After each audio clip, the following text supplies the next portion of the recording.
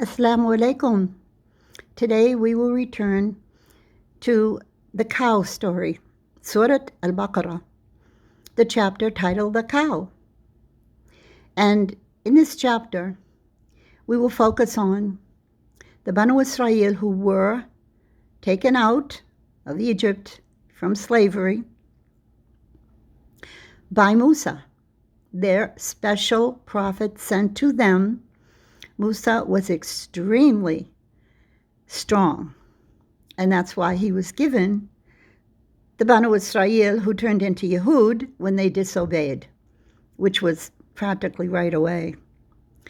So we're going to do today verses 70 through 76, and I will read and as usual stop and explain, and you can have with you your translated Quran if you wish. It would be helpful.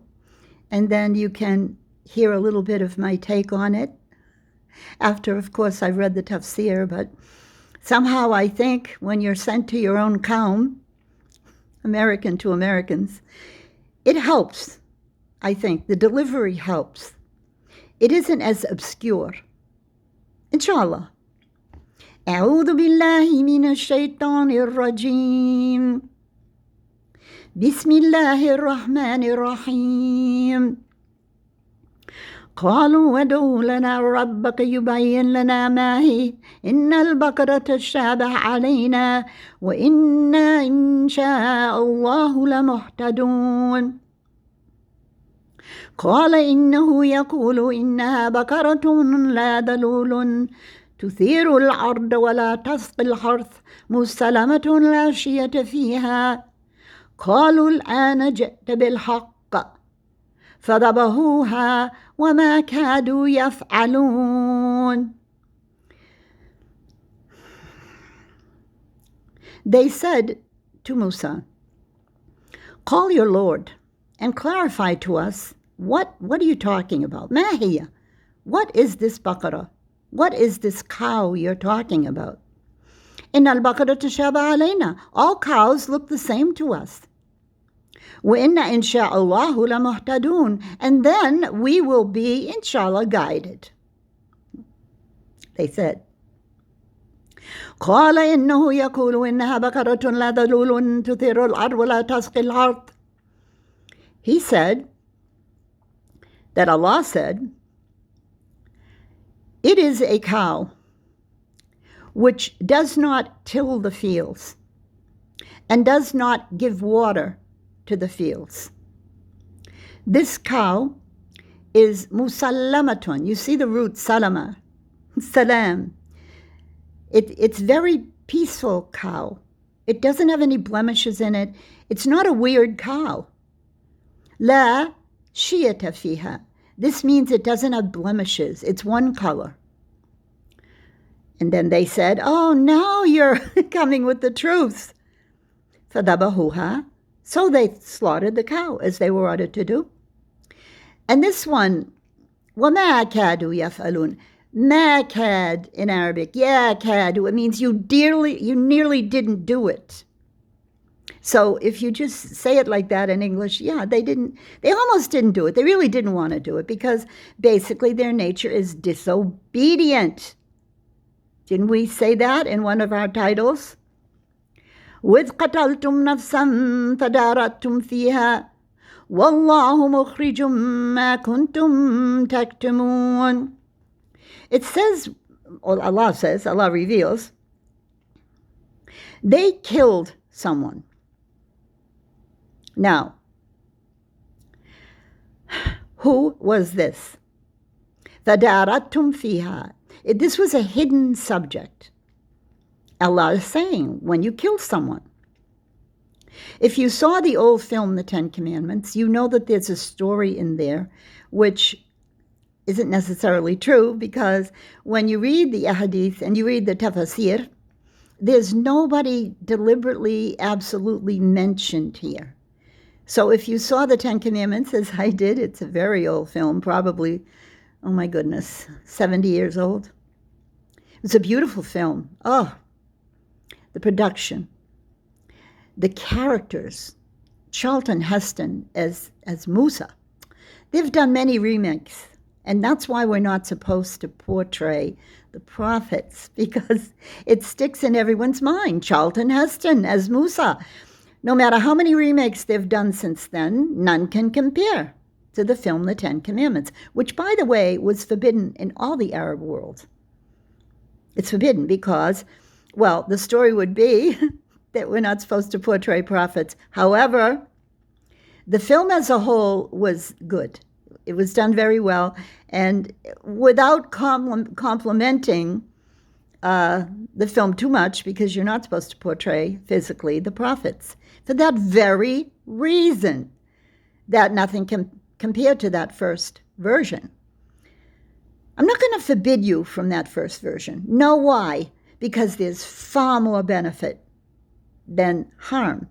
But the point is, you still have to pay for it. You can get snippets on YouTube, but you can't watch the film free as you can so many others, because they know it's so good. That's why it was forbidden, especially in Egypt. Oh, the portrayal of the Pharaoh. It's really excellent. Do I sound like I'm promoting cinema? Well, you decide.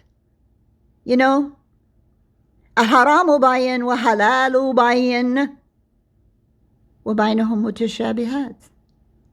What's forbidden is clear, what's allowed is clear, and then there are those areas that are not that clear. And this word is used many times in the Quran, and then often saying the only ones who really get it are the scholars. Well, who are the scholars? I mean, what, that you've read 1,000 books? You're a scholar? No. Once you meet up with all these scholars, you're going to wonder. Because this whole thing about enlightening the hearts, well, people say that's Sufi. You know, those who follow the Salaf don't like that. They get angry about it.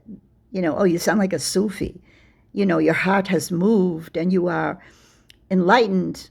That's not what I mean. I mean, you can't ever say this person knows and this person doesn't. In Islam, you can't. We're not the Vatican, you know. We don't have a pope. Okay? That's my American explanation for you. I was raised Catholic, and I really know the difference. And also the Shia. They say, Ayatollah, remember Khomeini? Ayatollah Khomeini. That is very similar to the Pope in the Vatican. Puts himself way up there. You know the word Ayatollah, Ayah means a sign. So he's literally calling himself a sign of Allah on the earth. Now, I do realize there was a leader, Hassan Nasrallah, may Allah have mercy on his soul, who was killed in the past few days. So, inshallah, you will take this in the right way of adding him into the discussion about, well, you decide what I'm talking about. I don't want to put words in your mouths or heads. Let's get on to Allah's words, because they're the only things you can really believe. But I just wanted to point out that this is not any hadith of Prophet Muhammad. These explanations of who the body was, who killed him, etc., there's like 10 pages in the tafsir, and there's no definitive answer. The point here is they killed someone, and they wanted to hide what they were doing. Wallahu mukhrijun ma kuntum taktumun. Allah says He will bring forward what you were hiding. فَقُلْنَا أَضْرِبُوا بِبَعْضِهَا كَذَلِكَ يُحْيِي اللَّهُ الْمَوْتَى وَيُرِيكُمْ آيَاتِهِ لَعَلَّكُمْ تَعْقِلُونَ. Allah said, beat it with a piece of the body, and Allah will show you His signs in order that you would think properly. تَعْقِلُونَ. Which body? As I said, we're not sure of what they're talking about here, of what Allah is trying to enlighten us with some vagueness, but there's always a reason for that. ثُمَّ قَصَّتْ قُلُوبُكُمْ مِنْ بَعْدِ ذَلِكَ فَهِيَ كَالْحِجَارَةِ أَوْ أَشَدُّ قَسْوَةً. Allah then hardened their hearts after that. And then He's telling you there are some that are like rocks. And worse, harder than rocks. فإن من الحجارة لما يتفجر منه الأنهار.